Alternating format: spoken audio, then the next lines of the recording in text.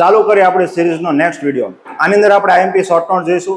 પેરેગ્રાફમાંથી પ્રશ્ન જવાબ પૂછાય એમાં કયા કયા પાર્ટ મોસ્ટ આઈએમપી છે, શરૂઆત ત્યાંથી કરશું. ટ્રુ ફોલ્સ એ પણ જોઈશું અને સાથે સાથે મોસ્ટ આઈએમપી કન્જક્શનનું આજે લિસ્ટ જોઈ લે.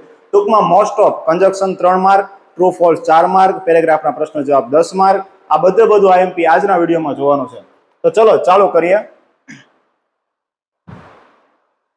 જુઓ કન્જક્શન. કન્જક્શન તો ઘણા બધા છે, અહીંયા પણ મેં ઘણા બધા લખ્યા, પણ એમાં મોસ્ટ આઈએમપી પહેલો ની હું તમને કહી દઉં. પહેલા જ છે WH વાળા, વુ, વુમ અને વુસ. આ મોસ્ટ આઈએમપી તમે કહી શકો. WH વાળા શબ્દ વચ્ચે આવે ત્યારે વુ એટલે કે જે, વુમ એટલે કે જેને અને હુઝ એટલે કે જેનું કે જેના સંબંધ દર્શાવવા માટે વપરાય. શેના માટે વપરાય? સંબંધ દર્શાવવા માટે વપરાય. યાદી રાખવાનું કે આપેલા બે વાક્યમાં બીજા વાક્યનો પહેલો શબ્દ જો સંબંધ દર્શાવતો કોઈ પણ હર, હિઝ, માય આવા શબ્દ આપેલા હોય તો એવા શબ્દને આપણે કાઢીને એની જગ્યાએ હુઝ મૂકવાનું. એવી જ રીતે પહેલા અને બીજા વાક્યમાં એક જ વ્યક્તિની વાતચીત થતી હોય તો બીજા વાક્યની અંદર પહેલો જે કરતા હોય કે નામ સરોનામું એને કાઢીને આપણે એની જગ્યાએ આપણે વુ મૂકવાનું. અને જો એવું નથી, વુમની અંદર યાદ રાખશું પહેલો શબ્દ ઉડાડશું નહીં. વુઝ અને વુ ની અંદર બીજા વાક્યનો પહેલો શબ્દ ઉડાડી દેવાનો, વાક્યમાં વચ્ચે મૂકીને જવાબ બનાવી દેવાનો. પણ વુમાં એવું ન ઉડતું. વુમાં બીજા વાક્યમાં જો કર્મ તરીકે હિમ, હર એવું કઈ આપ્યું હોય તો જ ઉડાડવાનું, બાકી ઉડાડવાનું નહીં. બરોબર? તો આ છે મોસ્ટ આઈએમપી WH શબ્દ કે જે કન્જક્શનમાં પૂછાય છે. પછીના આઈએમપી તમે કહી શકો બીકોઝ અને સો. આ ફંક્શન છે રિઝલ્ટ, પરિણામનું. જો આ તમે શબ્દ મૂકો, કોઈ પણ શબ્દ મૂકો, સો કે ધેરફોર, તો એના પછીનું વાક્ય પરિણામ વાળું વાક્ય હોય. તો આગળ કેનું વાક્ય હોય? આગળ કારણ વાળું વાક્ય. સો અને ધેરફોર હંમેશા વાક્યમાં વચ્ચે જ આવે. પહેલા કારણ વાળું વાક્ય, પછી સો ધેરફોર ને પછી પરિણામ વાળું વાક્ય. પણ બીકોઝ, સિન્સ અને એઝમાં એવું નથી. આ ત્રણેયનું ગુજરાત એક જ થાય, કારણ કે. તો કારણ કે પછી વાક્ય શેનું આવે? કારણ વાળું આવે. તો આગળ વાક્ય શેનું હોય? પરિણામ વાળું હોય. આ ફંક્શન કયું? તો બીકોઝ, સિન્સ અને એઝ રીઝનનું ફંક્શન દર્શાવે. રીઝન મોસ્ટ આઈએમપી આ બે ફંક્શન એ ખરા અને શબ્દ પણ ખરા. બીકોઝ, સિન્સ અથવા એઝ યાદ રાખજો. આ બે તો આવડે પણ ઘણા લોકો આ ભૂલી જાય. એઝ પણ પોતે બીકોઝ નો સમાનાર્થી શબ્દ છે. એના પછી આઈએમપી કયું? એના પછી આઈએમપી આવડું આઈધર ઓર, નાઈધર નોર. હમણાંથી પૂછાણું નથી, પૂરેપૂરી શક્યતા ધરાવે છે. આપણે યુટ્યુબમાં એક વિડીયો પણ મૂક્યો તો આઈધર ઓર થી કેવી રીતે શોર્ટમાં જવાબ બનાવો. બરોબર છે? આઈધર સાથે પહેલો ઓપ્શન ને ઓર સાથે બીજો ઓપ્શન, બાકી બીજા વાક્યનું સરખું ઉડાડી નાખવાનું. બરોબર છે? અને જો બે વાક્યમાં નોટ આપ્યું હોય તો બંને વાક્યના નોટને ઉડાડી દેવાનું અને નાઈધર નોર મૂકવાનું. ડન? એના પછી આઈએમપી છે આવડવા, બટ વાળું.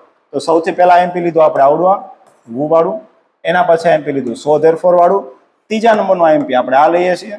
ચોથા નંબર ઉપર ક્રમ ધરાવે છે આ, અને પાંચમા નંબર ઉપર છે આવડવા, બટ એટ સ્ટીલ. આ અલગ નથી, આ સાથે જ છે. ફરક એટલો કે બટ એટ સ્ટીલ મૂકો તો વાક્યમાં વચ્ચે આવે, આ બાજુ સાદું વાક્ય હોય અને આ બાજુ વિરોધાભાસ દર્શાવતું વિરોધી વાક્ય હોય. હંમેશા વચ્ચે આવે.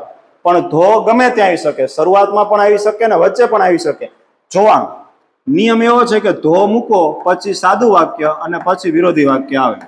ટીસાવી. શું આવે? ટીસાવી. ધો પછી સાદું વાક્ય પછી વિરોધી વાક્ય. જો તમને પહેલા વિરોધી વાક્ય આપ્યું હોય, પહેલા તમને વિરોધી વાક્ય આપ્યું હોય તો તમારે ધો મૂકવાનું, પછી તો તમારે સાદું વાક્ય મૂકવાનું. ટૂંકમાં ખબર એટલી પાડવાની કે ધો મૂકો એના પછી સાદું વાક્ય હોય. એ ધો પછી શરૂઆતમાં હાલે અને વચ્ચે પણ હાલે. વચ્ચે હાલે તો અલ્પવિરામ નહીં કરવાનો, પણ ધો શરૂઆતમાં મૂકો તો પહેલું અને બીજું વાક્ય જોડવા માટે વચ્ચે અલ્પવિરામ કરવાનું. નેક્સ્ટ જો આઈએમપી શોર્ટ નોટ.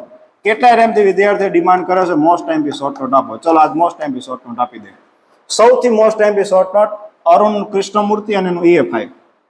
કા અરુણ કૃષ્ણમૂર્તિના EFI વિશે પૂછે અથવા અરુણ કૃષ્ણમૂર્તિના પોતાના જીવન વિશે પૂછે. મોસ્ટ ઓફ વાક્ય તો કોમન જ આવે. એના પછી આઈએમપી તમે કહી શકો વીવર બર્ડ, અથવા ત્યાં એમ લખ્યું હોય સુગ્રી. ત્યાં એની અ સ્કિલ ઓફ બિલ્ડિંગ નેસ્ટ એવું સાઈડમાં લખેલું પણ હોય ડેશ કરીને, પણ વાત તો આ જ છે, વીવર બર્ડ અથવા સુગ્રી. પછી ત્રીજા નંબરની આઈએમપી છે મધર વાળી short note. Mother a wonderful creation એના વિશે, અથવા ક્વોલિટીઝ ફાઉન્ડ ઇન મધર એના વિશે હોય. એના પછી જો પેપર બહુ ઈઝી કાઢવું હોય, બહુ ઈઝી કાઢવું, તમારે સમજી લેવાનું જો તાજનગર શોર્ટ નોટ પૂછે ને તો પેપર સાવ ઈઝી હોય.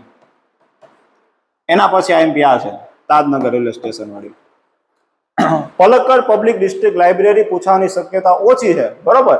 પણ અહીંયા આપેલી આ પહેલી બીજી ત્રીજી ચોથી થઈ જાય તો એક વખત નજર ફેરી નાખવાની, બાકી પૂછવાની શક્યતા ઓછી છે. પછી અસુર એટેમ્પ્સ ટુ કિલ કચ્છ, અસુરના પ્રયત્નો, એટેમ્પ્ટ એટલે ટ્રાય કરવી, પ્રયત્ન, કચ્છને મારવાના પ્રયત્નો, કે જેમાં આપણે અલગ અલગ 3 પ્રયત્નો જોયા હતા.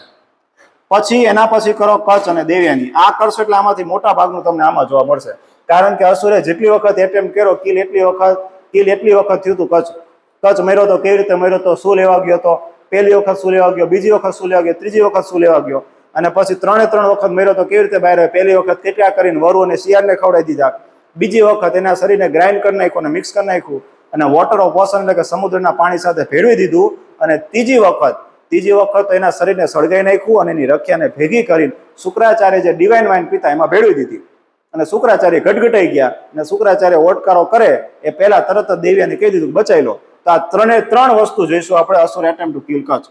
અને ખાલી કચ્છનું પૂછે તો કચ્છ જે છે એ હેન્ડસમ હતો, યંગ હતો, ઇન્ટેલિજન્ટ હતો, no wonder Devyani fall in love, પ્રેમમાં પડે એમાં કોઈ આશ્ચર્ય નહોતું. તો આવી બધી વસ્તુ કચ્છમાં આવે.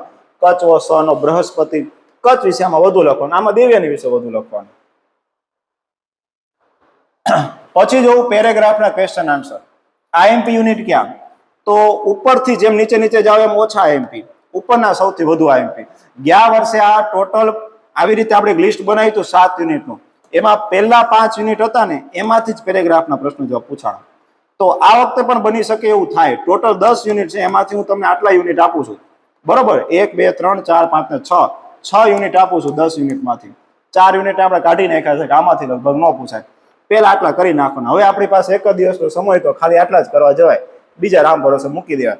પહેલું યુનિટ કરી નાખો તાજનગર રેલવે સ્ટેશન વાળું, પછી 3જું યુનિટ કરવા જાઓ, પછી 5મું કરો પ્લેઇંગ વિથ ફાયર, પછી 10મું કરો ટેસ્ટ ઓફ ટ્રુ લવ, પછી 8મું કરો ફેધર ફ્રેન્ડ, અને પછી બીજું કરજો હ્યુમન રોબોટ, બરોબર છે?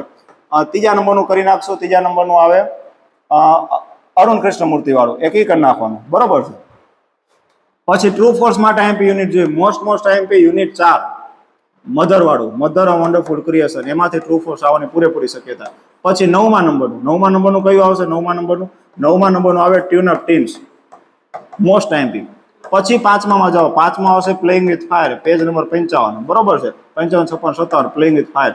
પછી 8માં આવશે ફેધર ફ્રેન્ડ, પીછાવાળા મિત્રો, કે જે મોસ્ટ આઈએમપી નિબંધ પણ ખરો. પછી 7મું છે કચ્છ અને દેવ્યાની, કચ્છ એન્ડ દેવ્યાની, અને બીજું છે હ્યુમન રોબોટ. પછી પેલું આવ્યું અગેન્સ્ટ ધ વર્ડ્સ, એટલે કે આ તાજનગર વાળું. 3જા નંબરનું અરુણ કૃષ્ણમૂર્તિ, અને 6ઠા નંબરનું હેલન કેલર વાળું આઈ લવ યુ ટીચર વાળું. તમને એમ થાય કે આ બાકી ક્યાં રહ્યા? 3 ને 4 5 6 7 8 9 તો આવી ગયા, 1 યુનિટ શું કામ બાકી રાખ્યું? વાત એ યુનિટ આઈએમપી રાખવા નથી, વાત એમ છે કે આમાંથી સૌથી વધુ આઈએમપી ક્યાં? આના થઈ જાય પછી આ કરો, પછી આ કરો, પછી આ કરો. આ આઈએમપી નું લિસ્ટ બનાવી, એમ નહીં કે આટલા યુનિટમાંથી પૂછાય છે.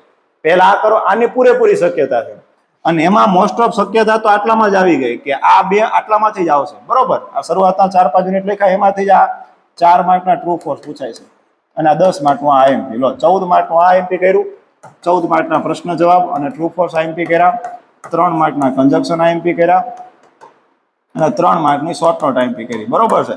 તો 20 માર્ક. આ એક વિડીયો તમે જોઈશો કે જે 20 મિનિટનો પૂરો નથી થયો, પણ તમને 20 માર્ક રોકડા અપાઈ દેશે, બરોબર? આના પછી એક સ્ક્રીન રેકોર્ડિંગ મૂકવાનો થાય છે જેમાં બધા યુનિટનું ક્વિક રિવિઝન કરશો. એ આના પછીના વિડીયોમાં આપણે મળશું.